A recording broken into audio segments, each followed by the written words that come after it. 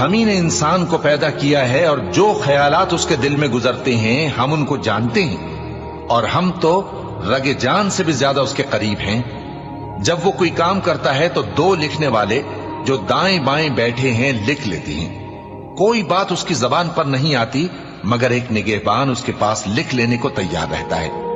اور موت کی بے ہوشی حقیقت کھولنے کو طاری ہو گئی۔ اے انسان، یہی وہ حالت ہے جس سے تو بھاگتا تھا، اور سور پھونکا جائے گا، یہی عذاب کی دھمکی کا دن ہے۔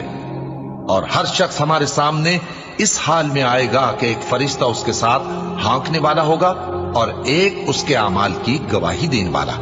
یہ وہ دن ہے کہ اس سے تو غافل ہو رہا تھا، اب ہم نے تجھ پر سے پردہ اٹھا دیا تو آج تیری نگاہ تیز ہے۔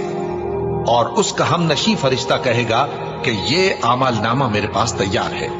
حکم ہوگا کہ ہر